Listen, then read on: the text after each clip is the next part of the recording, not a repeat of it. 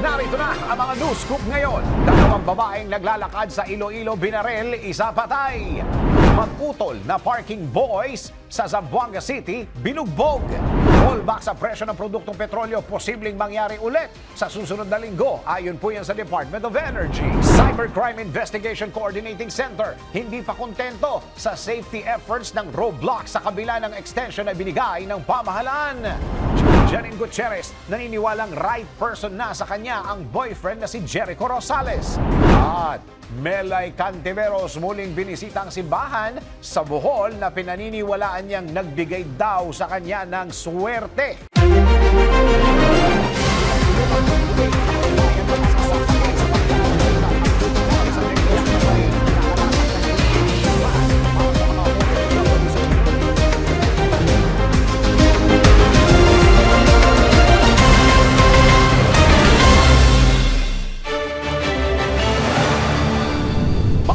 Exclusive, mga balitang na-scoop mismo ng DWIZ News Team. Ito ang DWIZ News Scoop. Ako si Dennis Antenor Jr. Narito mga news scoop ngayon. Dalawang babae naglalakad sa Iloilo, binaril, isa patay. Naritong news scoop ni Angelo Bainio.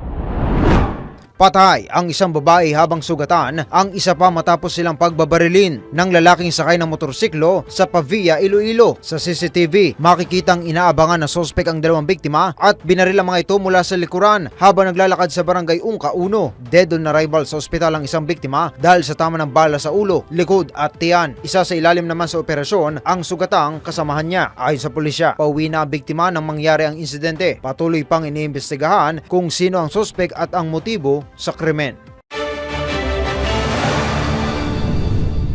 Mag-utol na parking boy sa Zamboanga City, binugbog.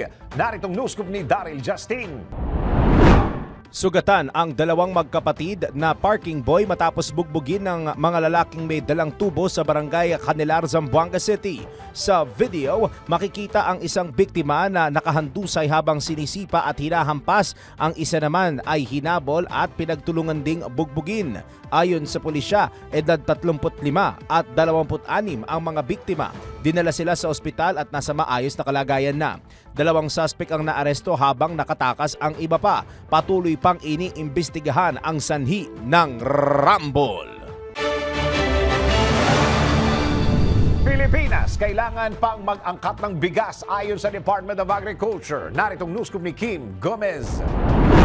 Nasa 22% pa ang kailangang angkating bigas ng Pilipinas. Ito ang kinumpirma ni Agriculture Secretary Francisco Chu Laurel Jr. kasabay ng pagtiyak na sapat pa ang supply sa ngayon. Pero kailangang paghandaan ng off-harvest season. Ipinaliwanag ni Secretary Laurel na 78% pa lamang ang produksyon ng bigas ng bansa, kaya't kailangang i-import ang 22% na kulang mula sa Vietnam, Myanmar, India, Cambodia, Pakistan at Thailand. Itinanggi rin ng kalihim ang mga intrigang may pinondohan o pinaburang importer ang DA para sa rice importation. Taliwas sa aligasyon ni Federation of Free Farmers President at dating Agriculture Secretary Leonardo Montemayor. Sa kasalukuyan, nasa 180 kumpanya ang may import permit sa bansa. Para sa News Scoop, Kim Gomez, nagbabalita ng tama, naglilingkod ng tama. Rollback sa presyo ng produktong petrolyo posibleng mangyari ulit sa susunod na linggo. Ayon sa Department of Energy, naritong news scoop ni Freddy Pestaño. Posibleng magkaroon muli ng rollback sa presyo ng produktong petrolyo sa susunod na linggo. Yan ay ayon kay Energy Undersecretary Alessandro Sales dahil sa patuloy na pagluwag ng presyo sa Mine of Platte Singapore o MAPS na pangunahing batayan ng fuel pricing. Aniya hindi gaanong nakaapekto sa merkado ang deployment ng US warships sa Strait of Hormuz na inanunsyo ni US President Donald Trump. Nagbabala naman si Energy Secretary Sharon Garin na maaaring panandalian lamang ang pagbaba ng presyo dahil sensitibo pa rin ang merkado sa anumang insidente sa Strait of Hormuz. Batay sa pagtataya ng ilang industry sources, posibleng bumaba sa 14 hanggang 15 pesos kada litro ang diesel at piso 50 sentimos naman sa gasolina sa susunod na mga ilang linggo kung magtutuloy ang magandang oil trading sa merkado. At para sa News Scoop, Freddy Pestaño, nagbabalita ng tama, naglilingkod ng tama. Pagtataas ng presyo ng langis, hindi dapat pagkakitaan ng pamahalaan. Ayon kay Senador Loren Legarda, naritong news scoop ni Anjo Riñon. Nanindigan si Senador Loren Legarda na hindi dapat kumita ang pamahalaan mula sa pagtaas ng presyo ng langis na nagpapahirap na sa publiko. Hindi lamang anya manhid kundi mali rin sa moralidad ang pagkakaroon ng dagdag na kita mula sa krisis. Higit pa ng senador, hindi dapat umaasa ang pamahalaan sa dagdag koleksyon mula sa pagtaas ng presyo ng langis para pontohan ang mga ayuda na nagdudulot din ng mabagal at hindi mabisang proseso dahil kailangan pang dumaan sa verifikasyon at distribusyon. Dagdag pa ng mambabatas, masyadong mababaw na sabihing sektor ng petrolyo lamang ang makikinabang sa pagtanggal sa value-added tax dahil makikinabang din ang transportasyon, agrikultura, pangingisda, produksyon at iba pa kung bumaba ang presyo ng langis. Inihalimbawa rin ni Senador Legarda ang iba pang mga bansa sa ASEAN na gumagamit ng iba't ibang mekanismo kung saan hindi nakasandal ang tugon sa ayuda bilang natatanging solusyon. Para sa News Scoop, Anjo Riñon, nagbabalita ng tama, naglilingkod ng tama. Paggamit ng GPS tracker sa service contracting program, inalis na ng LTFRB at pinalitan na ng QR-based system upang bawasan ang gastos ng mga PUV drivers. Naritong news scoop ni Ann Rodriguez. Binawi na ng Land Transportation Franchising and Regulatory Board ang mandatory na paggamit ng GPS tracker ng mga PUV drivers para sa ipinatutupad na service contracting program. Ayon kay LTFRB Chairman Vigor Mendoza II, papalitan na lamang ito ng QR code-based system para mabawasan ang gastos ng mga driver. Sa ilalim ng revised guidelines, mamomonitor na lamang ang mga biyahe sa QR codes na maaaring iscan sa mga designated stops para ma-record at validate ang kanilang naging biyahe. Paliwanag ni Chairman Mendoza, pansamantalang solusyon lamang ang ipinatutupad na SCP bilang agarang tulong sa mga transport workers na labis na naapektuhan ng kasalukuyang krisis sa ekonomiya. Para sa News Scoop, Ann Rodriguez, nagbabalita ng tama, naglilingkod ng tama. Planong paggamit ng EDSA Bus Carousel para sa Manila Marathon, tinutulan ng isang mobility group. Naritong news scoop ni Angelo Bainio. Tinutulan ng isang mobility group ang planong paggamit ng EDSA Bus Carousel para sa Maynila Marathon ngayong taon. Iginit ng Alt Mobility PH na hindi dapat isakripisyo ang kaligtasan ng daan-daang libong commuter para sa ilang daang kalahok na racers. Inaasahan kasing dadaanan ng 42-kilometer race ang northbound at southbound lanes ng EDSA mula SM Mall of Asia hanggang SM City North EDSA gamit ang Bus Carousel Lane bilang pangunahing ruta ng karera sa EDSA. Ayon sa traffic plan, ang outermost lane na malapit sa sidewalk ang gagamitin pansamantalang bus lane habang mananatiling bukas ang dalawang lane para sa mga pribadong sasakyan. Binigyang diin ng Alt Mobility PH na nalalagay sa alanganin ang kaligtasan at kapakanan ng mga commuter sa paggamit ng busway, lalo na't ang mga sakayan at babaan ay matatagpuan sa gitnang bahagi ng kalsada. Iminungkahi ng grupo na gagamitin na lamang ang 2 hanggang 3 lane para sa karera sa halip na ang busway. Impeachment proceedings sa Kamara laban kay Vice President Duterte itutuloy sa susunod na linggo. Umano'y hindi maipaliwanag na yaman iimbestigahan. Naritong news scoop ni Daryl Justin. Itutuloy ng House Committee on Justice ang investigasyon sa sinasabing hindi maipaliwanag na yaman ni Vice President Sara Duterte sa nakatakdang pagdinig sa Abril 22. Kasunod ito ng naunang clarificatory meeting hinggil sa alegasyon ng 612.5 million peso confidential funds ng pangalawang Pangulo. Ayon kay Batangas 2nd District Representative Jervil Luistro na siyang chairperson ng nasabing komite, pagtutuunan sa susunod na hearing ang mga issue ng SALN, income tax return na ITR at bank transactions ni VP Sara at ng kanyang asawa na si Attorney Manasseh Carpio.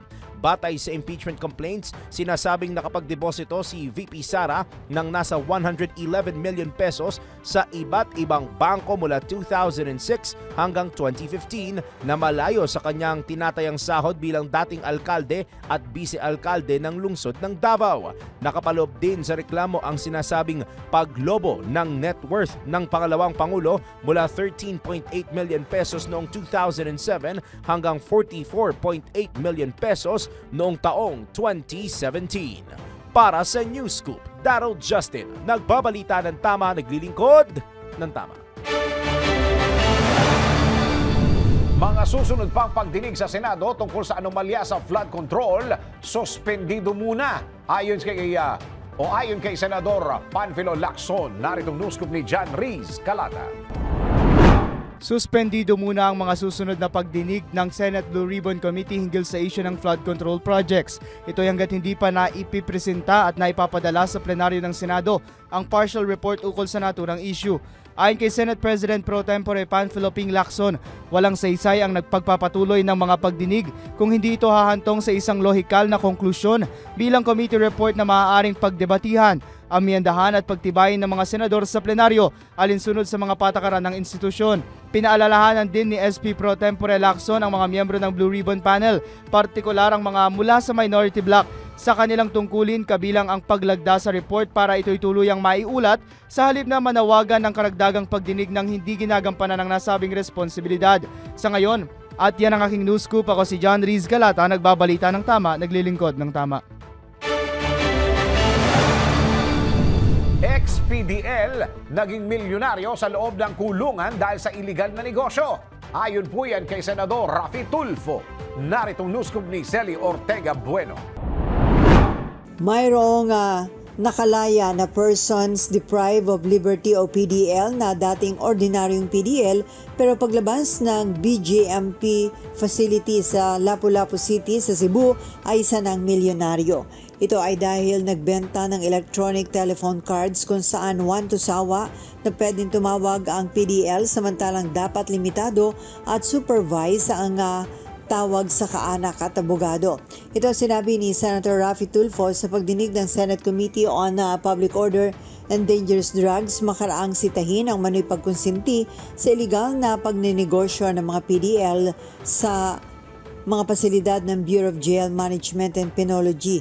Ayon kay Tulfo, kung drug cases ang kinakarap ng PDL, pwedeng tuloy-tuloy ang transaksyon sa tawag sa telepono at kung naging milyonaryo ang PDL, malamang pati ang jail warden. Tugon ni Jail Superintendent Dennis Ricamora, BJMP Deputy Chief for Administration, hindi pinapayagang magnegosyo ang mga PDL kaya malamang na nagpabaya ang jail warden. Pwede naman daw magtindahan sa loob ng kulungan pero sa pangasiwa ng warden at dapat mapunta ang kita sa livelihood programs. Sinatari ni Senator Rafi Tulfo ang kawalan ng kontrol sa cash na pwedeng ipasok ng PDL na pwedeng maging ugat ng transaksyon. Sinabi ni Rocamora, hanggang 1,000 lang kada linggo ang pwedeng hawak ng PDL pero aminadong may lumalampas dito kaya inirekomenda ni Tulfo na gawin na lang digitalize sa ang kailangang transaksyon ng mga PDL para ma-monitor ng mga otoridad. Ito sa Patrol 19, Celi Ortega Bueno para sa Impila Metodong Lakas sa DWIC. Nagbabalita ng tama, naglilingkod ng tama. Halos sa 55 million pesos na halaga ng puslit ng mga gamot at iba pang produkto na harang ng Bureau of Customs sa Manila International Container Port. Naritong news scoop ni Ayayo Pangko. Aabot sa 53 milyong pisong halaga ng puslit na mga gamot at iba pang produkto ang naharang ng Bureau of Customs sa Manila International Container Port o MICP. Sa report ni Customs Commissioner Ariel de Pomoceno, idiniklara bilang mga pet cages ang kargamento pero sa sinagawang physical examination, tumambad yung mga undeclared na pharmaceutical products na walang kaukulang permit mula sa Food and Drug Administration o FDA. Bukod sa mga gamot, nakuha rin sa loob ng shipment ang mga electronics, cosmetics, automotive parts, hardware at iba't ibang uri ng accessories. Kasama sa operasyon ang mga kinatawan mula sa FDA at Unilab bilang bahagi ng mas malawak na koordinasyon sa pagitan ng gobyerno at pribadong sektor.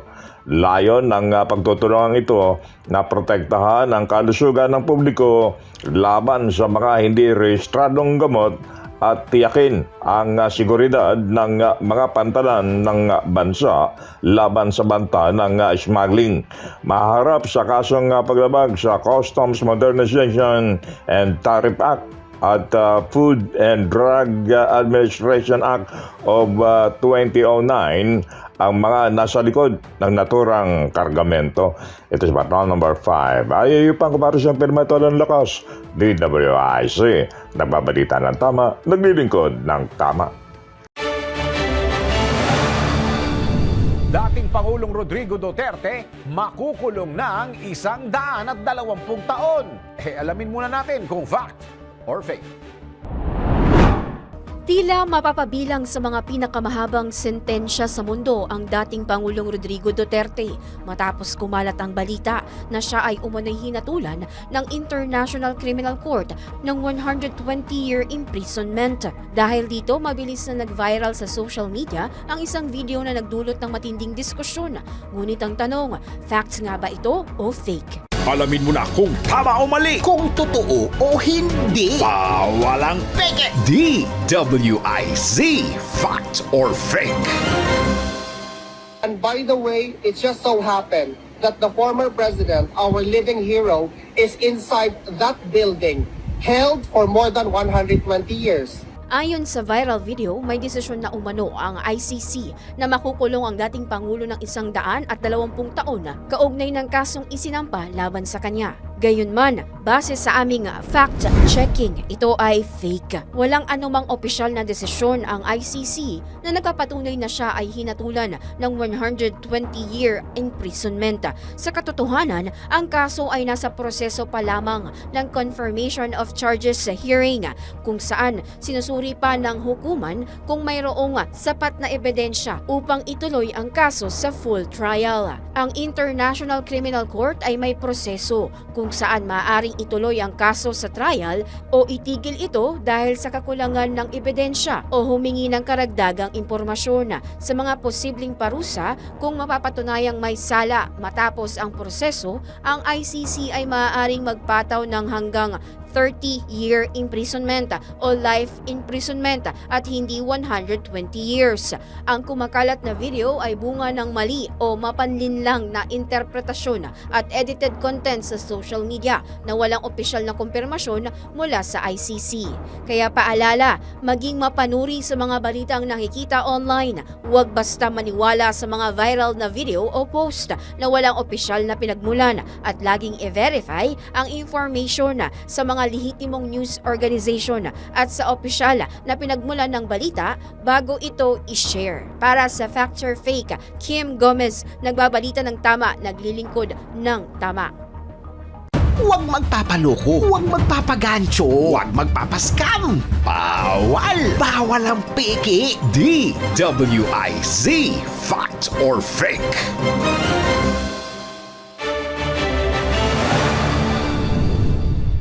Gutierrez naniniwalang right person na sa kanya ang boyfriend na si Jericho Rosales at Melay Cantiveros muling binisita ang simbahan sa Bohol na pinaniniwalaan niyang nagbigay daw ng swerte sa kanya. Alamin sa iSpotted Report nito.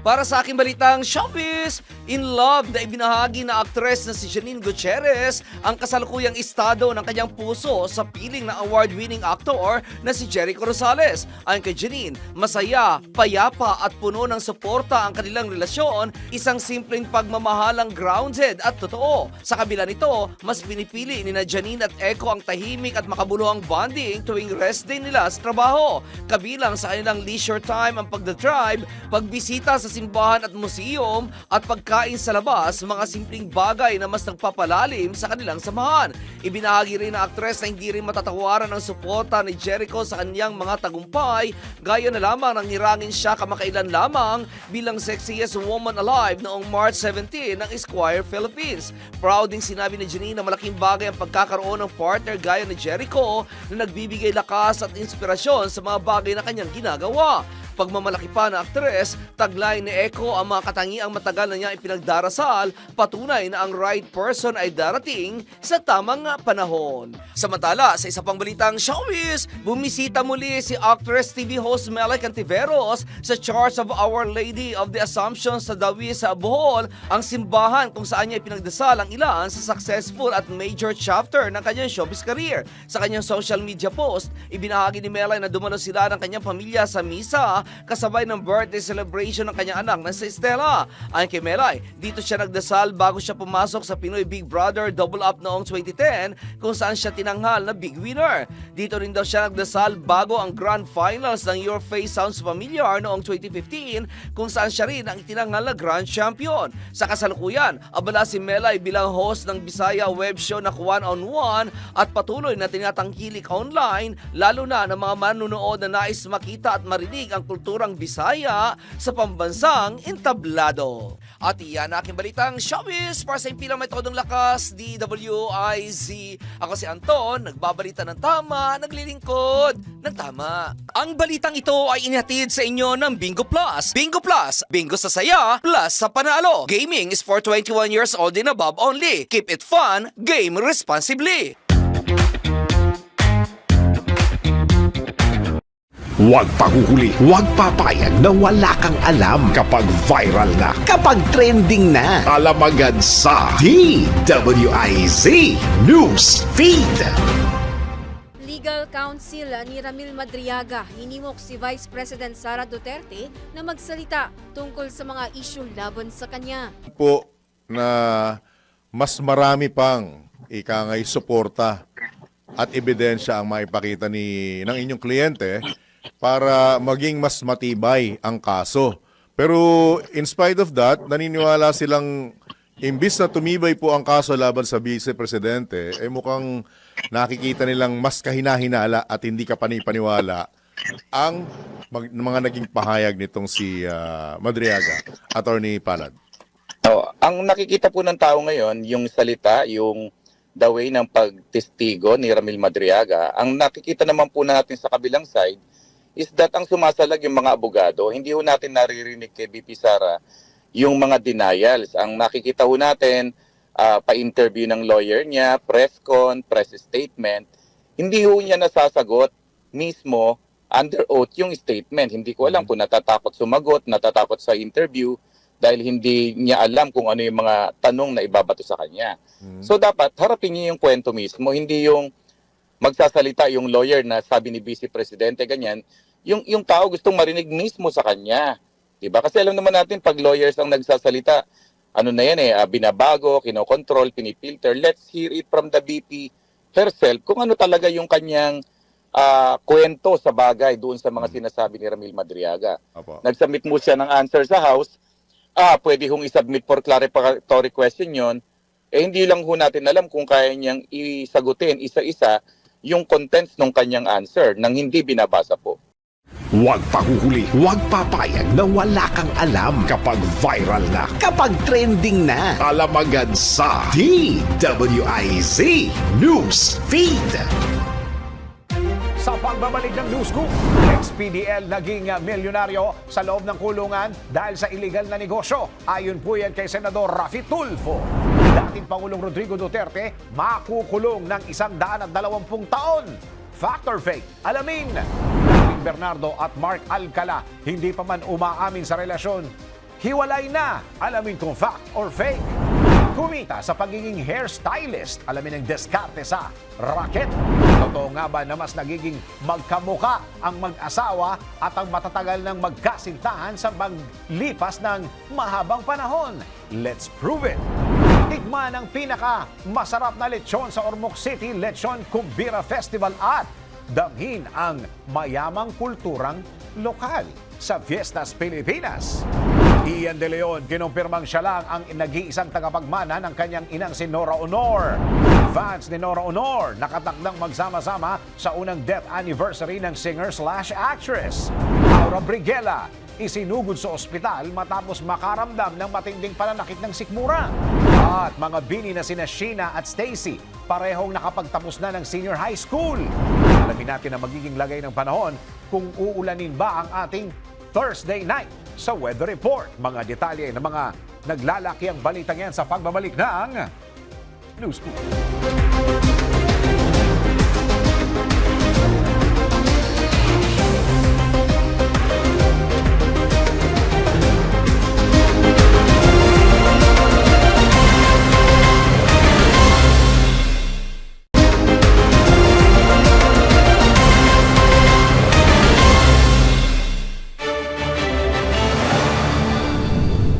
Davao City, tinutulan ang paglalagay ng Estados Unidos ng isang fuel storage facility sa lalawigan. Naritong news scoop ni Kim Gomez. Tinutulan ng Davao City Government ang planong paglalagay ng isang fuel storage facility ng Estados Unidos sa naturang lungsod. Ito'y matapos pumabor ang Armed Forces of the Philippines sa proposal ng Pentagon na itayo ang nasabing pasilidad sa Mindanao sa 2028. Ayon sa Davao LGU, kung walang maiaambag ang nasabing plano sa pagpapagaan sa nagpapatuloy na krisis sa langis dulot ng sigalot sa Middle East, walang kabuluhan ang kanilang pagsuporta rito. Matatanda ang isa ang Pilipinas sa mga bansang planong lagyan ng Amerika ng fuel depot bilang pagpapalakas sa mga forward military bases nito sa Asia-Pacific region. Para sa News Scoop, Kim Gomez, nagbabalita ng tama, naglilingkod ng tama. Mahigit 700 na fire safety inspectors na sinibak sa pwesto dahil sa isyu ng katiwalian sumailalim sa reintegration. Ayon po yan sa Bureau of Fire Protection. Naritong news scoop ni Celi Ortega Bueno. Isinailalim sa reintegration at reorientation ang 702 fire safety inspectors na tinanggal sa kanilang pwesto sa Metro Manila dahil sa umano'y katiwalian sa Bureau of Fire Protection o BFP. Ito ang sinabi ni Chief Superintendent Wilberto Cuanchu, officer in charge ng BFP, sa kanyang pagharap sa pagdinig ng Senate Committee on Public Order and Dangerous Drugs. Ayon kay Chu, kasabay sa 40 oras na reorientation at fire safety inspection training ang pinalit sa pwesto ng mga sinibak at kasama sa pagtuturo ng integrity at ethical standards. Nasibak ang mga inspector dahil sa umano'y korupsyon na gaya ng pagpilit sa mga business owner na bumili ng fire extinguisher sa kakilala nilang supplier.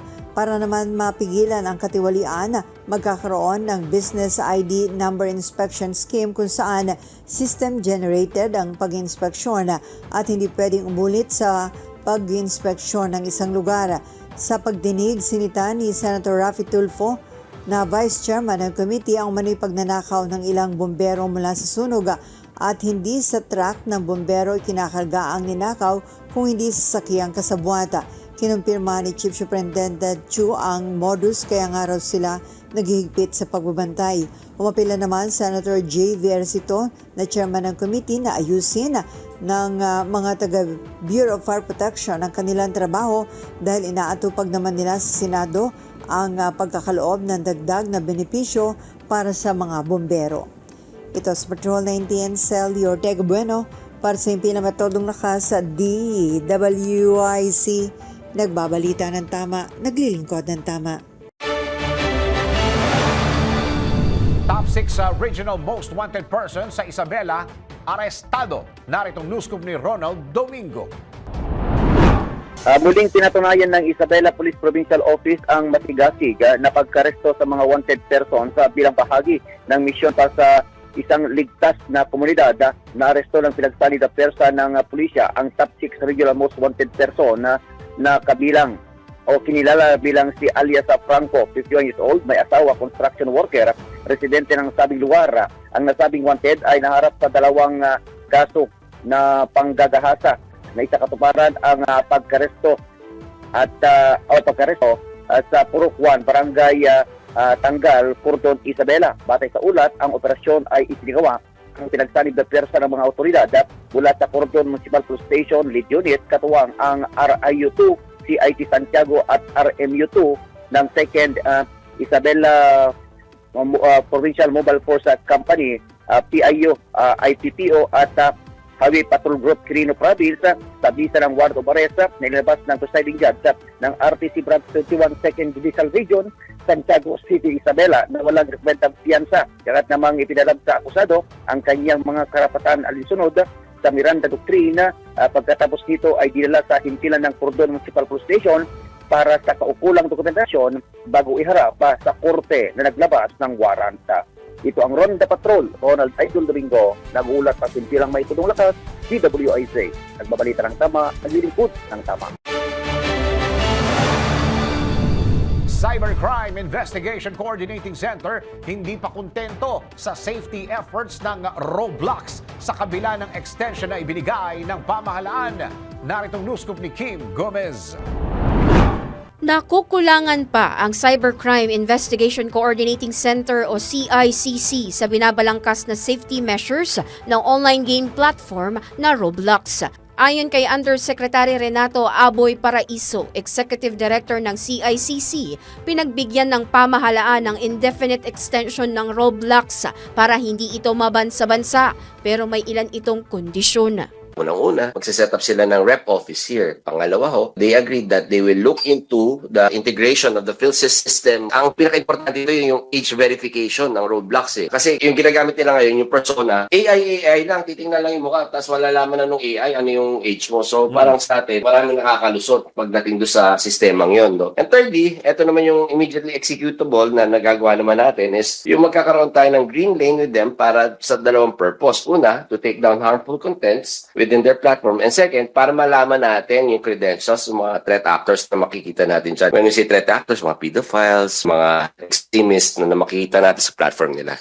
Sa dami anya ng insidente ng karahasan na naitala sa buong mundo dahil sa Roblox, dapat anyang tumalima ang pamunuan ng game platform sa mga kondisyon ng pamahalaan. Hindi tayo yung unang bansa na talaga nag-ban sa kanila. I can name 5 countries na binano na ho talaga sila. At even within their parent country, kung saan sila nakaregister, several states have already filed lawsuits against them. So they know there's a problem with their platform. In fact, that was an admission given by Roblox nung nagkita-kita ho kami. Kaya nga, tinitingnan nila kung paano ma-improve yung system nila. And based on that conversation, naglabas na naman sila yung Roblox Kids, Roblox Advanced, kung saan po kinategorize na nila. Pero sa atin, syempre, papanatiliting pa rin natin na in the Philippine setting, ito yung problema namin eh. So kailangan talaga mag-comply kayo dito.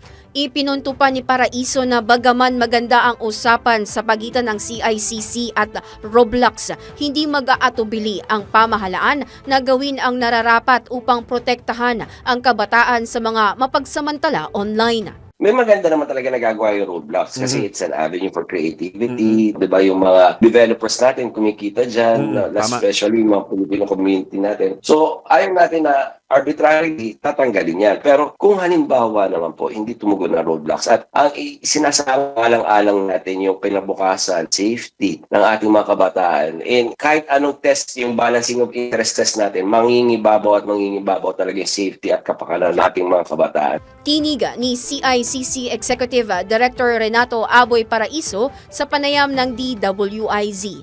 Para sa News Scoop, Kim Gomez, nagbabalita ng tama, naglilingkod ng tama.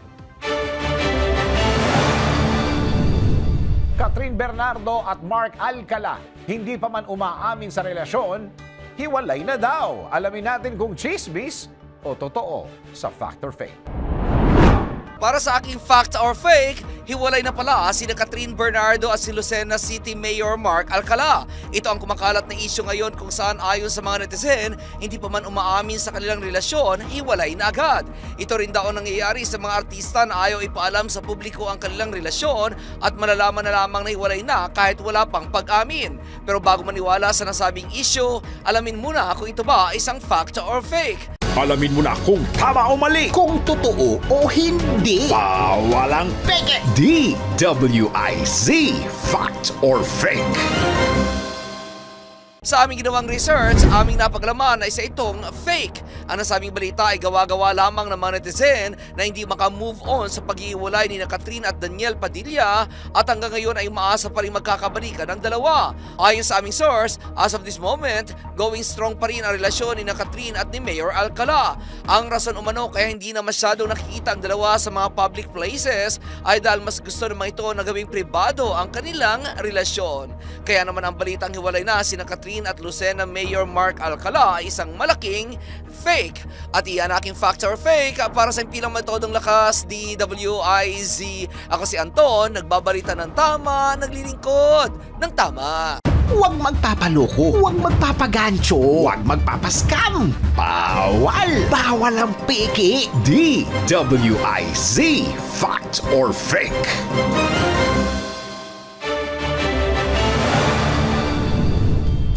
Ian De Leon, kinumpirmang siya lang ang nag-iisang tagapagmana ng kanyang inang si Nora Honor. At fans ni Nora Honor nakatakdang magsama-sama sa unang death anniversary ng singer/actress. Alamin sa iSpotted Report ni Anton.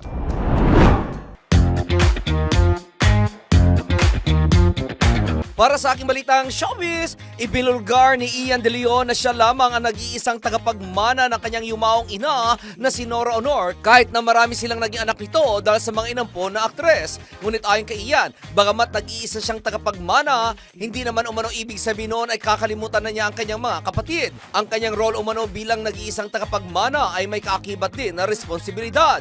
Unang-una umano, lahat ng mga naiwan ng kanyang ina tulad ng mga pelikula at musika ay accountable siya. Sinay pa nito na masyadong naggamit ang pangalan ng kanyang ina noong nabubuhay pa ito, kaya't nagtayo umano siya ng dalawang one-person corporations, ang Honor Enterprises at ang Nora Honor Foundation upang maipagpatuloy ang legacy ng kanyang ina. Si Nora ay binawian ng buhay noong April 16, 2026 sa sakit na acute respiratory failure. Samantala, sa isa pang balitang showbiz, nagsama-sama ang Noranians o ang fans ng yumaong actress-singer na si Nora Honor para gunitain ang kanyang unang death anniversary sa libingan ng mga bayani ngayong araw, April 16, 2026.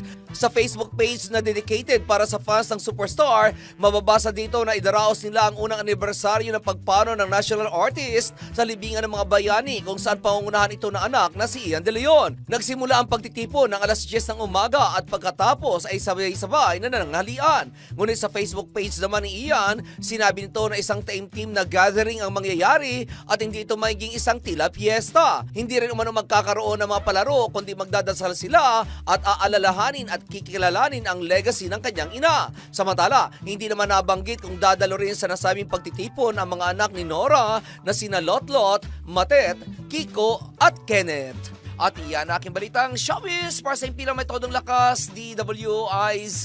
Ako si Anton, nagbabalita ng tama, naglilingkod ng tama. Huwag pahuhuli, huwag papayag na wala kang alam kapag viral na, kapag trending na. Alam agad sa DWIZ News Feed. Mga lumabag sa ipinatupad na Safer Cities Initiative umabot na sa halos 70,000 ayon sa PNP. Super El Nino posibleng maranasan sa huling bahagi ng taon ayon sa Pag-asa.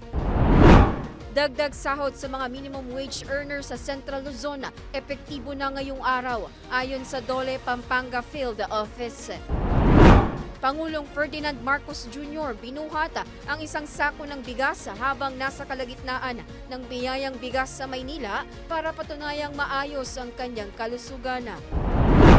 Department of Health at PhilHealth naglunsad ng medical assistance para sa mga transport groups na apektado ng krisis ng langis. Huwag pahuhuli, huwag papayag na wala kang alam kapag viral na, kapag trending na. Alam agad sa DWIZ News Feed.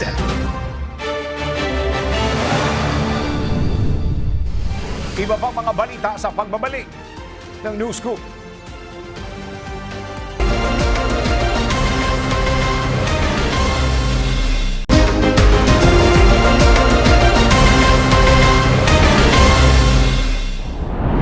Huwag pahuhuli, huwag papayag na wala kang alam kapag viral na, kapag trending na. Alam agad sa DWIZ News Feed.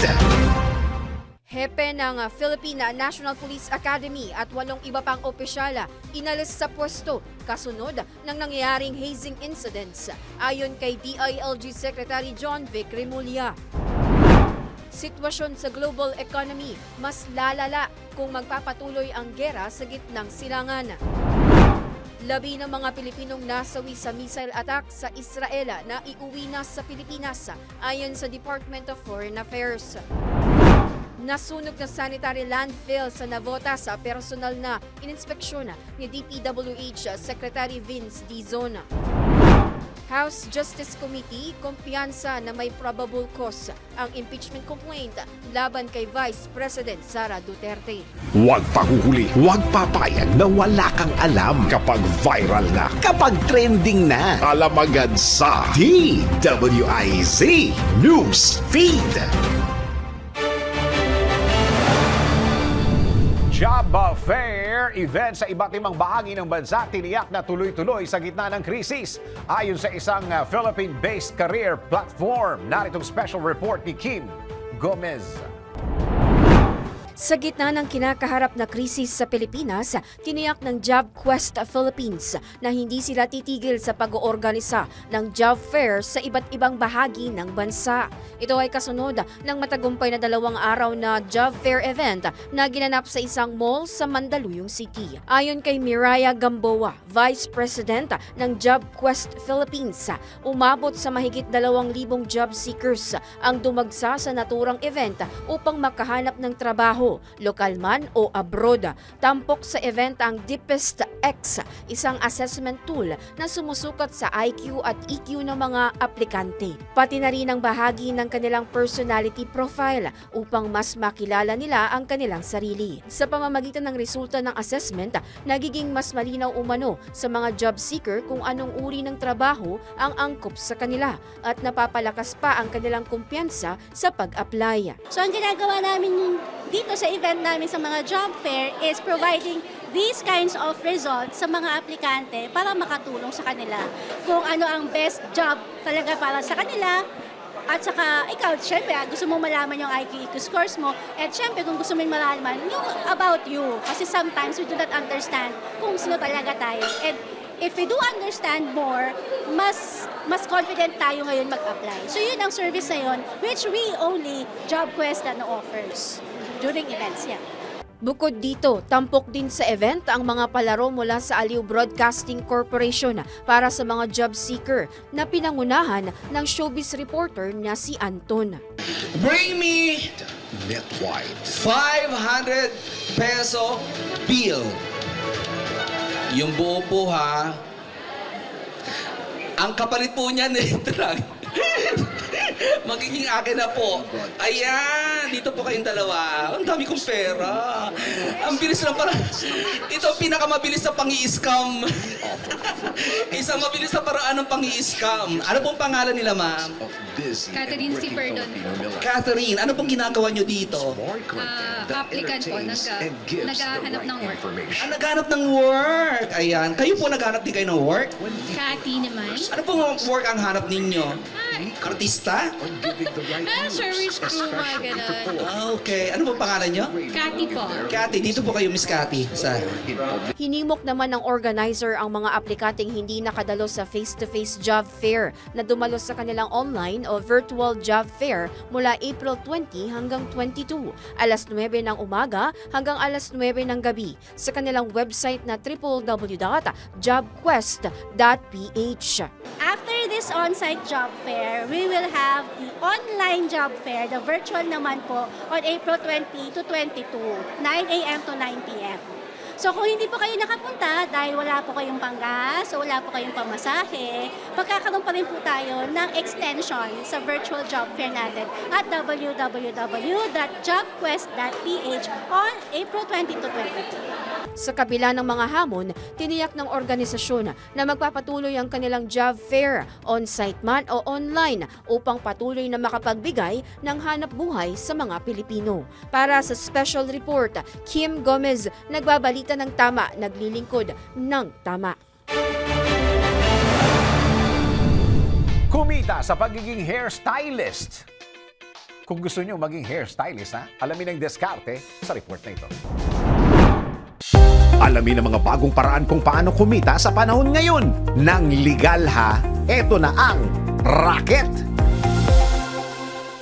Kung mahilig ka mag-curl, color o haircut na trendy at nakaka-boost ng confidence ng tao, subukan ang pagiging hairstylist. Ang pagkita ng pera, pasimplihin natin sa racket. Una ay mag-aral ng mga basic skills gaya ng haircut, blow dry, color o treatment. Maaaring mag-ipon o manghiram ng gamit gaya ng gunting, mga brushes at color kits. Gumawa ng portfolio kahit nasa kaibigan lang muna. Magpakita ng before and after photos para makita ng mga kliyente ang galing mo. Mag-set ng presyo base sa experience at serbisyo at mag-promote sa social media. Ipakita ang mga bagong styles mo, testimonials ng suki. Gawin mong visible ang uniqueness mo. Tumanggap ng mga walk-ins para may dagdag clients sa mga oras na walang pabook.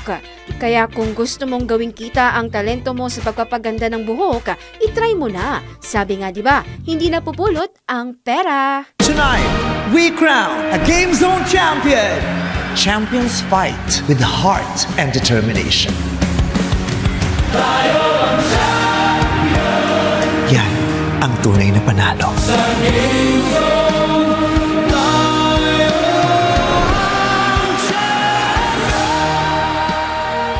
Play for fun. Play responsibly. Gambling is not an accepted way of livelihood and does not solve financial problems. Totoo nga ba na mas nagiging magkamukha ang mag-asawa at ang matatagal ng magkasintahan sa paglipas daw ng panahon? Ay, patunayan natin yan sa report na ito. Kapag matagal na raw nagsasama ang dalawang tao na magkasintahan o mag-asawa, ay nagkakahawig na ang kanilang mga itsura. Pero totoo ba na mas nagiging magkamuka ang mga mag-asawa at matatagal ng magkasintahan sa paglipas ng panahon? Tara, let's prove it!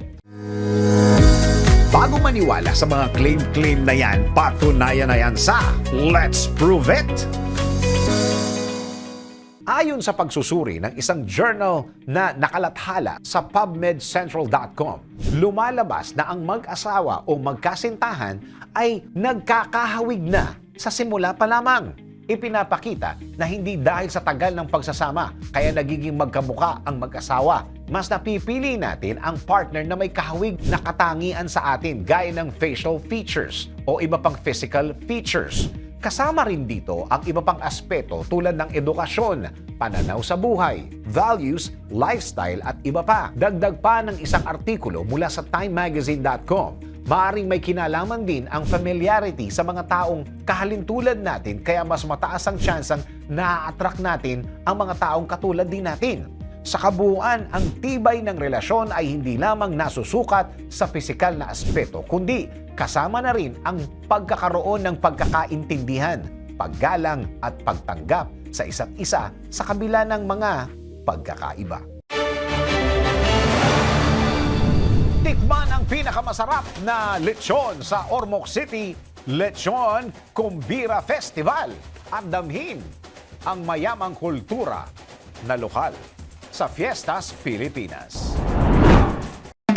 Hindi lang masaya, fiesta! Hatid ng Aliw Broadcasting Corporation ang Fiestas Pilipinas!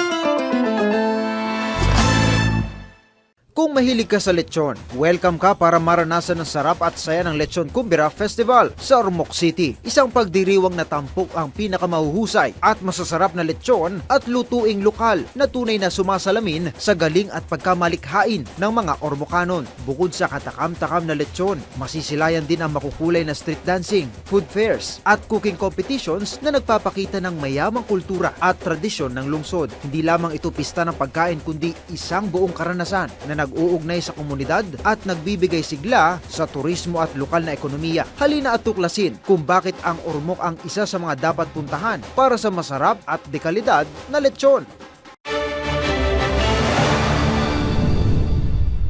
Pinay Q artist na si Rocky Rog Constantino, kampiyon o champion sa Asian Hayball sa Malaysia. Alamin ang sports news. Sa mundo ng palakasan, ang latest malalaman sa DWIZ Sports News.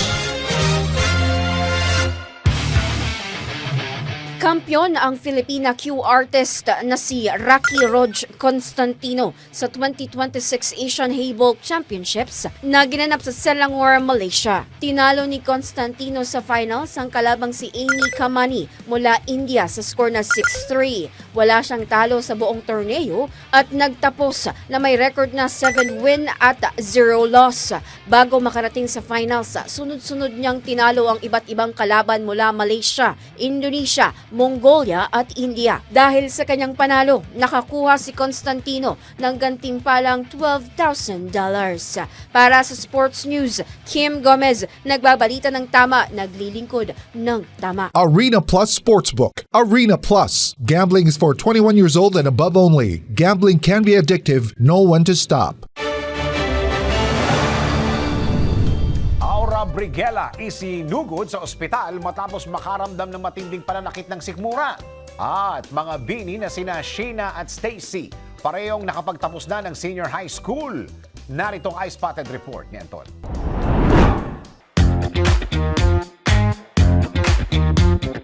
Para sa aking balitang showbiz, isinugod ni Aura Briguela ang kanyang sarili sa ospital matapos makaramdam ng matinding pananakit ng sikmura at tuloy-tuloy na pagsusuka. Sa kanyang Instagram story na ipinost nito, sinabi ni Aura na itinakbo niya ang kanyang sarili sa emergency room dahil nagising siya na sobrang sakit ng kanyang tiyan at tuloy-tuloy umano siya sa pagsusuka.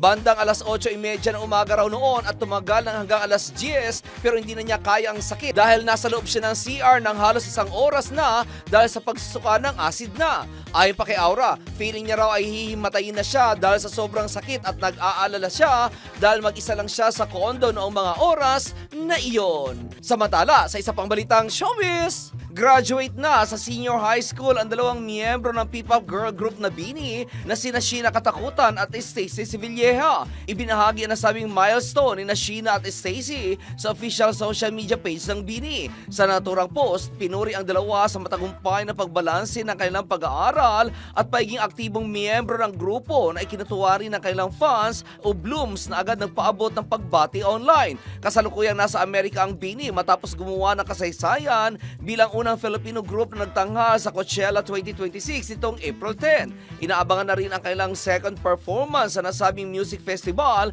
na gaganapin pa rin sa Mojave Stage sa April 18. At iyan ang aking balitang showbiz para sa impilang may todong lakas, DWIZ. Ako si Anton, nagbabalita ng tama, naglilingkod ng tama.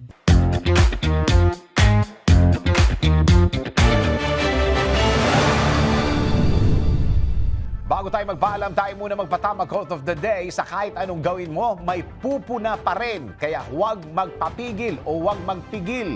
Gawin mo kung saan ka magiging happy.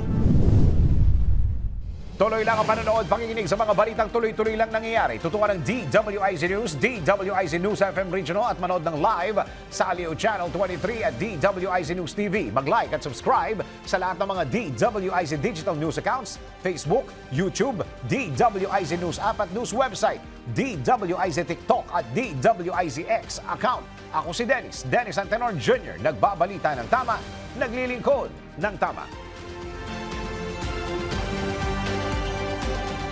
Balitang Scoop Exclusive! Mga balitang nangyayari pa at gusto mong malaman kung ano na ang latest scoop. Mga balitang hindi mo dapat bitawan at kailangan ng tutok. Mababalitaan lahat, hagip lahas sa DWIZ News Scoop!